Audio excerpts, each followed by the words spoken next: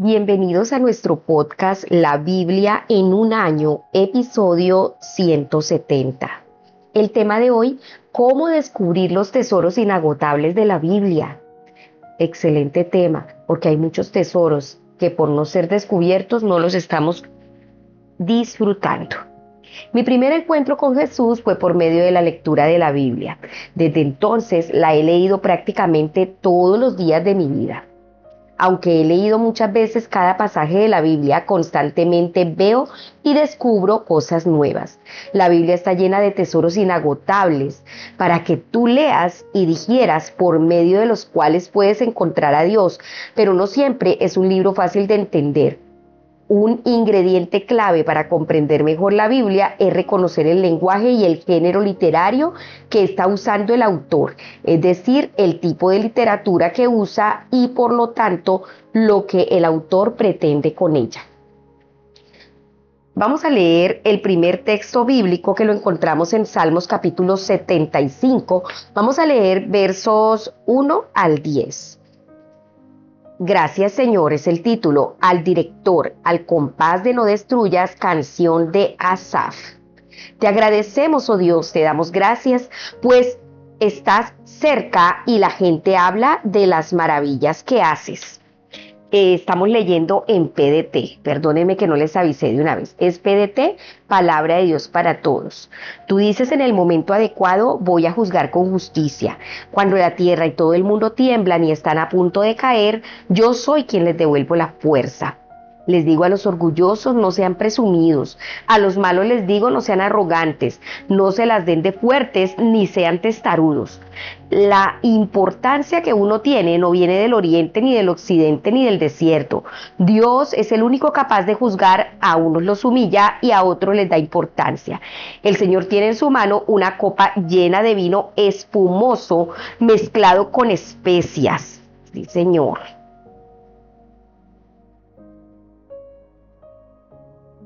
Sigamos. Cuando lo derrame, todos los perversos de la tierra beberán hasta la última gota. Siempre estaré celebrando, cantaré alabanzas al Dios de Jacob. Dios dice: le quitaré el poder a los perversos y se lo aumentaré a los justos. Amén. Bueno, vamos entonces a ver el primer punto para explicar un poco este texto que acabamos de leer. El primer punto fue titulado Las metáforas poderosas. Algo puede ser cierto sin ser literal. En este salmo vemos ejemplos de verdades expresadas mediante metáforas. La justicia de Dios es el fundamento de nuestro universo. En el salmo de hoy encontramos al menos 4 metáforas acerca de la justicia de Dios. La primera, el mal y sus efectos. El salmista sabía tan bien como nosotros que la tierra no está sostenida literalmente por columnas. Está usando deliberadamente un lenguaje metafórico que tiene que ser leído como tal. Es el lenguaje de la poesía, el cual es tan cierto como la verdad literal.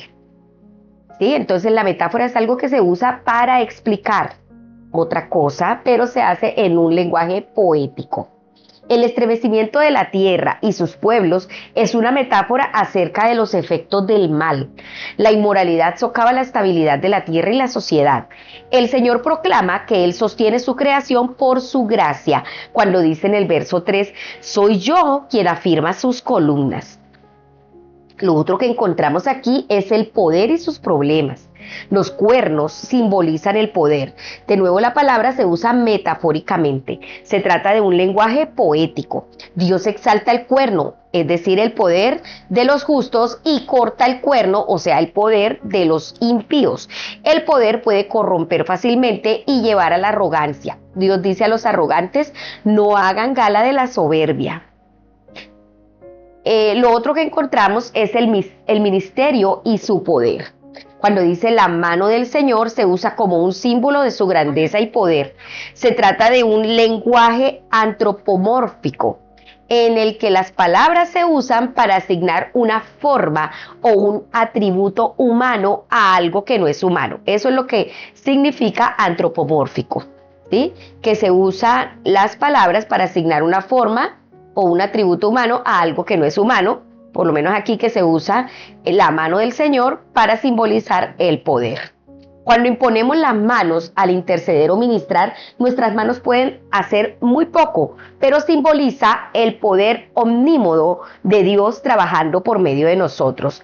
Omnímodo quiere decir de todas las formas, ¿sí? De todos los modos habidos y por haber, el poder de Dios trabajando por medio de nuestras vidas. El juicio y Jesús es lo otro que encontramos aquí. Asimilar el juicio de Dios a una copa es otra metáfora. En la mano del Señor hay una copa de espumante vino mezclado con especias. Cuando Él lo derrame, todos los impíos de la tierra habrán de beberlo hasta las heces. En la cruz, Jesús cargó en su propio cuerpo la copa del juicio de Dios. Habló de ello anticipadamente en Marcos 10:38 y en Lucas 22:42. También lo habló en Juan 18:11. Y tomó sobre sí el juicio que nosotros merecíamos. Qué hermosos son los salmos y todo el lenguaje poético, metafórico que se usa en ellos es hermoso. Vamos a orar. Amado Señor, te damos gracias, gracias. Muchas gracias por tu misericordia. Invocamos tu nombre, Señor. Invocamos tu nombre santo y poderoso. Te damos gracias porque un día te librarás de todo el mal de este mundo, y la bondad y la justicia prevalecerán para siempre. El mal será derrotado, y esa es la esperanza que tenemos nosotros, tus hijos. En el nombre de Jesús, amén. Les invito a que abra su Biblia ahora en Hechos capítulo 13, versos 13 al 41. Hechos 13, del 13 al 41. Dice así: Pablo y Bernabé salen de Chipre. Pablo y todos los que iban con él se fueron de Pafos en barco. Llegaron a Perge, una ciudad que quedaba en Panfilia, pero Juan Marcos los dejó allí y regresó a Jerusalén. Ellos continuaron su viaje desde Perge hasta Antioquía de Pisidia. Estando en Antioquía en el día de descanso, fueron a la sinagoga y tomaron asiento allí. Después de leer la ley y los escritos de los profetas, los dirigentes de la sinagoga enviaron este mensaje a Pablo y a Bernabé: Hermanos, si tienen algo que decir que pueda ayudar a los que están aquí, por favor tomen la palabra. Pablo se puso de pie y tomó la palabra. Israelitas y también ustedes los que no son judíos y adoran al Dios verdadero, escúchenme. El Dios del pueblo de Israel eligió a nuestros antepasados, ayudó a nuestro pueblo a salir adelante mientras vivieron en Egipto y los sacó de allí con gran poder. Dios tuvo paciencia con ellos durante 40 años que estuvieron en el desierto. Él destruyó 7 naciones en la tierra de Canaán y les dio a los israelitas esa tierra como herencia. Todo esto sucedió en más o menos 450 años. Después, Dios les dio jueces hasta el tiempo del profeta Samuel. Entonces el pueblo pidió un rey. Dios les dio a Saúl, hijo de Cis, que era de la tribu de Benjamín, quien fue rey por 40 años. Después de destituir a Saúl, Dios nombró rey a David, de quien dio testimonio: David, el hijo de Isaí, me agrada porque está dispuesto a hacer todo lo que yo le diga. Dios cumplió su promesa al enviar a Jesús, quien era descendiente de David, para ser el Salvador.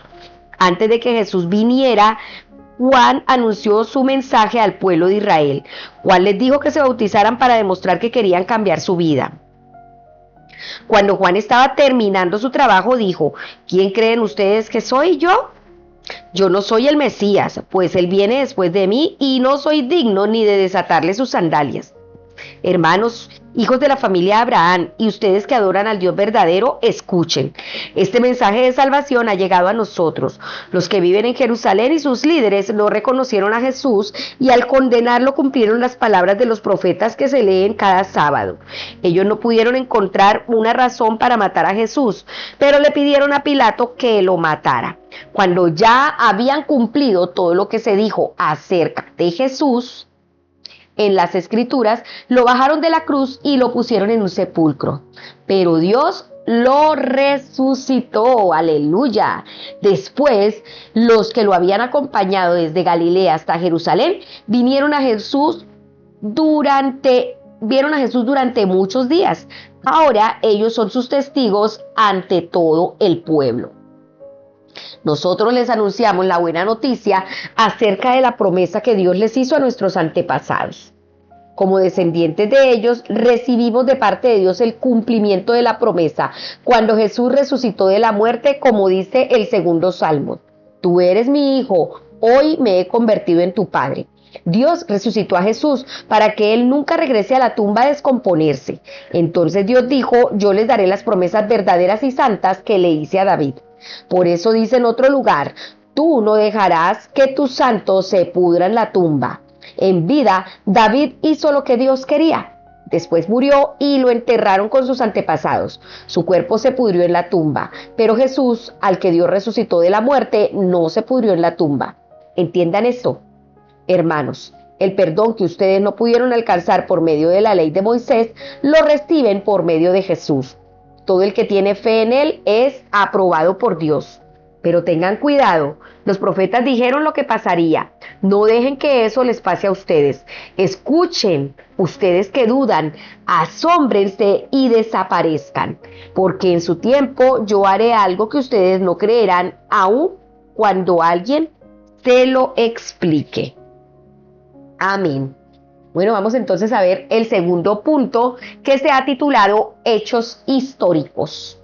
¿Cómo puedes estar seguro de que has sido perdonado? ¿Cómo saber que la muerte no es el final? ¿Cómo puedes estar seguro de que tendrás vida eterna? Puedes estar seguro de todo esto por los hechos históricos de la vida, muerte y resurrección de Jesús. Lucas estaba narrando la historia al principio de su trabajo de 2 volúmenes, que es Lucas y Hechos. Lucas dice que las pruebas de las narraciones de los testigos presenciales les han sido transmitidas.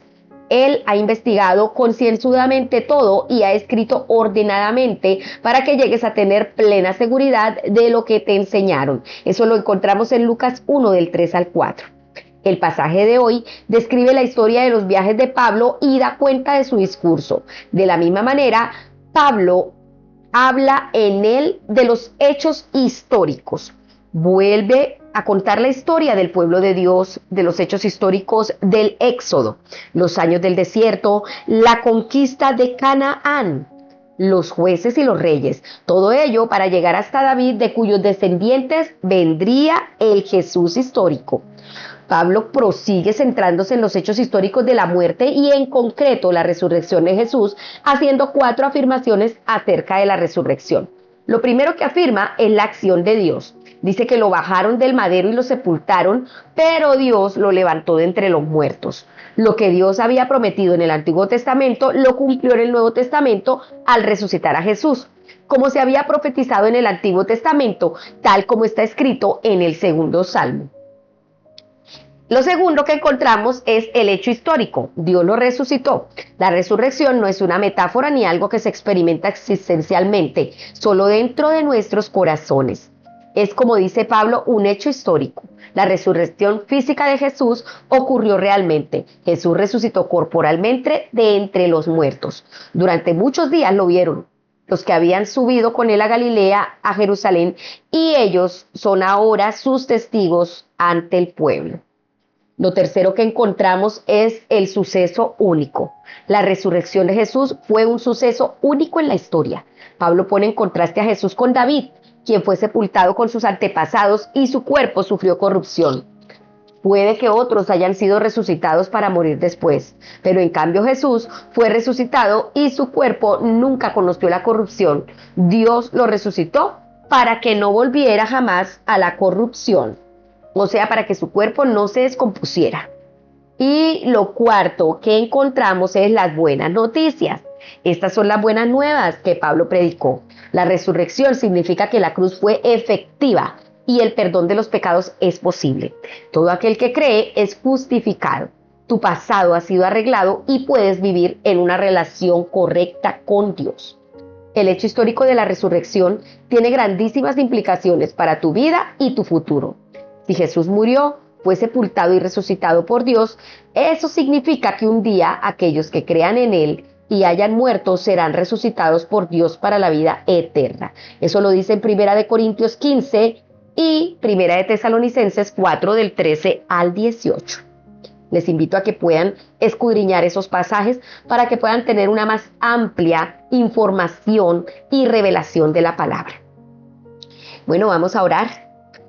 Tómese un tiempo allí para pedirle al Señor que esas buenas nuevas de la resurrección lleguen también a su vida y a la vida de las personas que nos rodean para que sean impactadas por el poder de la palabra. Tómese un momento allí y ore con toda la fe. Amado Señor, quiero darte gracias por las maravillosas buenas nuevas de la resurrección.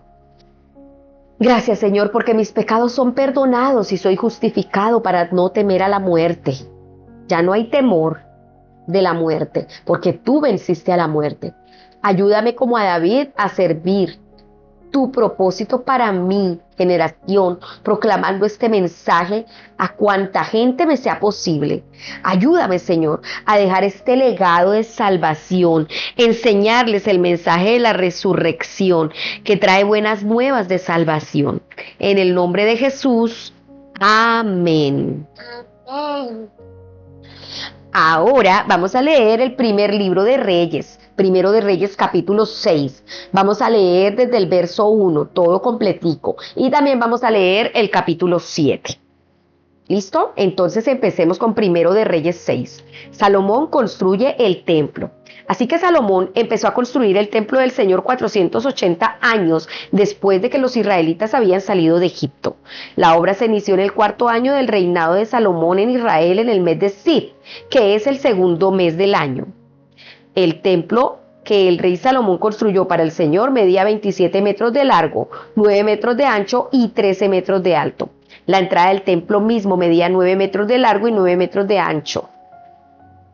De ancho medía lo mismo que el templo. Hizo también ventanas con cercos y rejillas. Alrededor del salón central del templo, Salomón construyó unos cuartos en fila contra la pared del templo. La fila de los cuartos alrededor del templo era de 3 pisos. El ancho del espacio interior de la planta baja era de 2 metros. El del primer piso era de 3 metros y el del tercer piso era de 3 metros. Tal construcción permitió que los cuartos estuvieran justo afuera del templo sin apoyarse en la pared del templo. Los constructores usaron piedras enteras. Las piedras que usaban para la construcción venían labradas desde la cantera. No se escuchaba el martillo, ni el hacha o herramienta de hierro alguna mientras se construía en el templo. Por una escalera en el espiral al lado sur del edificio se entraba al primer piso de los cuartos. Desde el primer piso se podía acceder al tercer piso. Así Salomón terminó de construir el salón central del templo y por dentro lo terminó con madera de cedro. Cada piso de los cuartos externos del templo lo construyó de una altura de 2 metros. Los soportes del templo eran de cedro. El Señor le dijo a Salomón: en cuanto a esta casa que estás construyendo, si tú obedeces mis decretos, respetas mis decisiones y cumples con cuidado mis mandamientos, yo cumpliré contigo la promesa que le hice a tu papá David. Yo habitaré entre los israelitas y no abandonaré a mi pueblo Israel. Así Salomón terminó de edificar el templo. Luego terminó de cubrir las paredes interiores con madera. Cubrió las paredes con madera de cedro desde el piso hasta las vigas del cielo raso. Los pisos los cubrió con maderas de pino.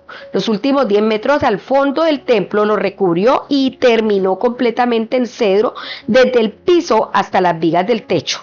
Esta parte la construyó como el santuario interno, el lugar santísimo. La parte del templo delante del lugar santísimo medía 18 metros de largo. La parte interior del templo estaba recubierta de cedro labrado con figuras de calabazas y flores. Todo era de cedro y no se veía nada de la piedra. Salomón preparó el santuario interior del templo que era para el cofre del pacto del Señor. Ese espacio medía 9 metros de largo, 9 metros de ancho y 9 de alto. Salomón lo recubrió de oro puro y también recubrió de oro puro el altar del cedro. Recubrió además el interior del templo con oro. Encerró el lugar santísimo con una cadena de oro y lo recubrió de oro. Toda la parte del interior del templo la recubrió de oro y también recubrió de oro el altar que estaba ante el lugar santísimo. También mandó hacer un par de seres alados de madera de olivo en el lugar santísimo. Cada uno medía alrededor de 5 metros de alto. Cada ala de los seres alados medía 2.25 metros hasta la punta. En total las 2 alas medían 4 metros y medio. Los 2 seres alados medían 4 metros y medio y eran idénticos. Colocó a los 2 seres alados en medio del templo. Sus alas se extendían hasta tocarse las puntas y las puntas tocaban la pared. Recubrió los seres alados de oro. Toda la pared interior de los espacios de los cuartos internos y externos fue tallada con figuras de seres alados, palmeras y flores abiertas. También el piso de los espacios internos y los cuartos externos lo recubrió de oro. Para la entrada del lugar santísimo hizo puertas de olivo. Los batientes se cortaron con 5 caras. Hizo 2 puertas de olivo y las talló con figuras de seres alados, palmeras y flores abiertas, y las recubrió todas de oro. Así también hizo la puerta de la entrada del templo. Los batientes eran de olivo, pero cortados con 4 lados. Las dos puertas las hizo de pino y giraban pendientes de bisagras fijas. Talló la puerta con figuras de seres alados, palmeras y flores abiertas y recubrió bien cada figura tallada. Hizo el atrio de 3 filas de piedras, una arriba de otra, la última con vigas de cedro cortado. En el 4º año del reinado de Salomón, durante el mes de Sif, pusieron las bases del templo del Señor. El templo se terminó en el mes de Bul, el 8º mes del año 11 de su reinado. La construcción del templo duró 7 años y quedó tal como había sido planeado. Vamos ahora a leer Primero de Reyes capítulo 7, verso 1 al 22 y seguimos leyendo en PDT, Palabra de Dios para todos. El palacio de Salomón. Al rey Salomón le llevó 13 años construir y terminar su propio palacio. Se construyó la casa del bosque del Líbano, que medía 45 metros de largo, 22 metros de ancho y 13 metros y medio de alto. La construyó con un armazón de 3 filas de pilares de cedro unidas a travesaños cortos de cedro. El techo era de cedro arriba de los cuartos, que se apoyaban en los 45 pilares, que estaban en 3 filas de 15 pilares cada una. Había 3 filas de 3 ventanas cada una. Tanto las entradas como las ventanas tenían marcos cuadrados y habían 3 filas de 3 ventanas cada una. Hizo la entrada de las columnas de 22 metros y medio de largo por 13 metros y medio de ancho. Al frente de la entrada hizo un pórtico con una cobertura que sobresalía. Salomón también hizo un lugar para su trono donde dictaba sentencias. También tenía un pórtico y una cobertura que sobresalía. Lo llamaba la cámara del tribunal. La cámara estaba recubierta de cedro desde el piso hasta el cielo raso. La casa donde vivía Salomón estaba dentro de la cámara del tribunal. Fue construida igual que la cámara del tribunal. También hizo el mismo estilo de casa para su esposa, la hija de Faraón de Egipto. En toda esta construcción se usaron piedras de mucho valor cortadas y ajustadas a tierra de acuerdo a las medidas necesarias. Tanto el lado exterior como el interior de las piedras estaban trabajados. Se usaron tales piedras desde los cimientos hasta los soportes de los techos. También se usaron desde el exterior hasta el gran patio. Los cimientos estaban hechos con piedras valiosas que eran muy grandes. Algunas eran de 4 metros, otras de 3. De ahí hacia arriba se colocaban piedras de mucho valor cortadas según las medidas necesarias. De cada lado del gran patio había una gran pared hecha de 3 hileras de piedras cortadas y una hilera de vigas de cedro. De la misma manera se hizo el patio interior del templo del Señor y el vestíbulo del templo. Hiram trabaja el bronce. El rey Salomón le mandó un mensaje a Hiram en Tiro para traerlo a Jerusalén. La mamá de Hiram era una viuda israelita de la tribu de Neftalí. El papá era de Tiro y trabajaba el bronce. Hiram tenía mucha destreza, entendimiento y experiencia en la fabricación de artículos de bronce. Así que el rey Salomón pidió que viniera e Hiram aceptó ir. El rey Salomón lo puso a cargo de todo el trabajo en bronce e Hiram hizo todo lo que se le encargó. Hiram hizo 2 columnas de bronce, cada una de 8 metros de alto y 5 metros y medio de circunferencia. Las columnas eran huecas con un grosor de 8 centímetros. Hiram también hizo capiteles de bronce de 2 metros y medio de largo y los colocó encima de las columnas. Hizo una red de cadenas colgantes para cubrir la parte superior de las columnas. Hizo 2 hileras de globos hechos de bronce parecidos a granadas y las colocó en las redes para cubrir la parte superior de la columna. Los capiteles que estaban encima de las columnas medían 2 metros y tenían forma de flores. Los capiteles de 3 metros de alto estaban encima de las columnas. La red colgaba debajo de los capiteles y ahí estaban las 200 granadas en hileras alrededor de las columnas. Hiram instaló estas 2 columnas de bronce en el atrio del templo. Una estaba al lado sur y la otra estaba al lado norte. La columna del lado sur se llamaba Jaquín, la del lado norte se llamaba Boaz. Cuando colocaron los capiteles encima de las columnas, terminaron ese trabajo. Amén. Bueno, vamos entonces ahora al punto 3 para ver una breve explicación de este texto que acabamos de leer de Primero de Reyes. La representación simbólica se le ha titulado a este tercer punto. ¿Te has preguntado alguna vez si a Dios le interesan los detalles de tu vida? Cuando leemos las instrucciones precisas para la construcción del templo, vemos con qué cuidado Dios preparó, anticipó y prefiguró aquel templo mucho más grande que se desvela en el Nuevo Testamento. Si Dios está tan preocupado acerca de los detalles de un edificio, puedes estar seguro de que le interesan aún más los detalles de tu vida. Si algo te importa, le importa a Dios también. La tipología trata de la representación simbólica. Es una parte clave de nuestra comprensión del Antiguo Testamento como cristianos.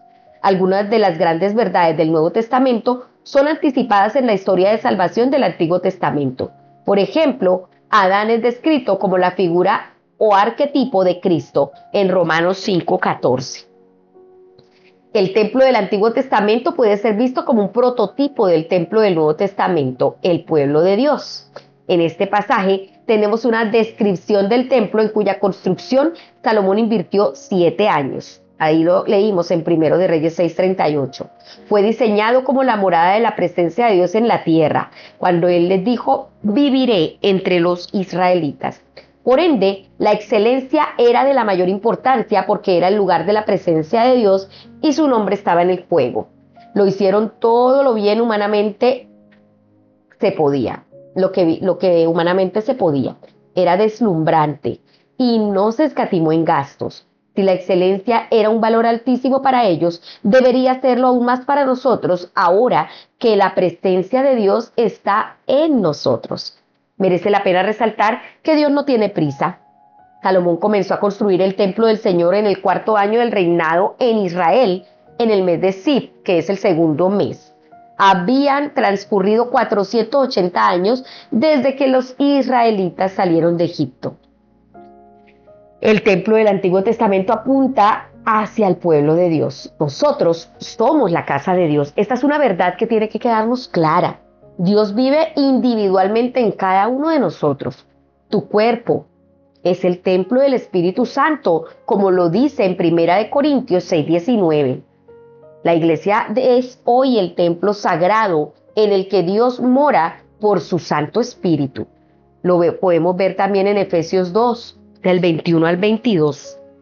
Esta es la casa de Dios hoy en día.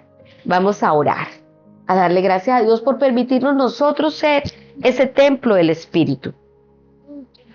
Vamos a decirle, Señor, abre mis ojos para ver los inagotables tesoros que hay en tu palabra.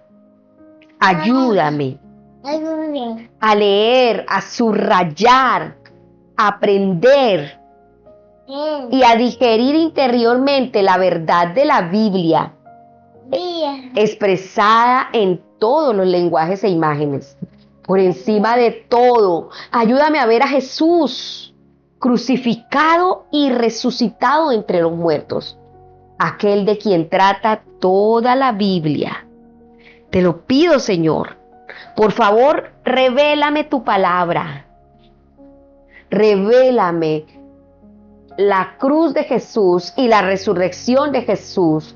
Ilumina mi espíritu para poder vivir consciente de que tú habitas en mí y que yo soy el templo de tu Santo Espíritu. Que no se me olvide en ningún momento ni en ninguna circunstancia. Pídale al Señor, dígale que no se me olvide que tú habitas en mí y que debo estar en santidad y en excelencia para ti. En el nombre de Jesús.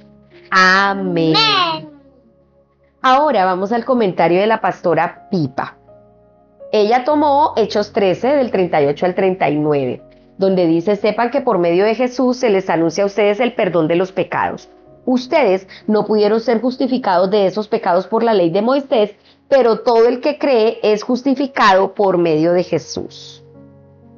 Ella dice, por más que lo intentemos, nunca podemos ser lo suficientemente buenos. La maravilla de la cruz es que todo puede ser completamente perdonado, así es. y le damos gracias al Señor por eso, porque Él nos perdona y nos justifica. Por eso es importante descubrir los tesoros inagotables de la Biblia todos los días, para que no creamos las mentiras que el enemigo nos ha contado a través ni de la cultura, ni los medios de comunicación, ni de muchas formas. Necesitamos creer en las verdades de la palabra, entender las metáforas que se ven en la palabra, en cada uno de los textos bíblicos, ver los hechos históricos que están marcados allí en la historia de la palabra, para que podamos entender qué es lo que Dios quiere para nosotros, y la representación simbólica que también se utilizan en la palabra de Dios, y de esa manera nuestro ser sea completamente iluminado y seamos transformados por el poder del Espíritu Santo, que ahora, por la gracia del Señor, habita en nosotros. Bueno, amados, espero que este devocional haya sido de muchísima bendición para sus vidas.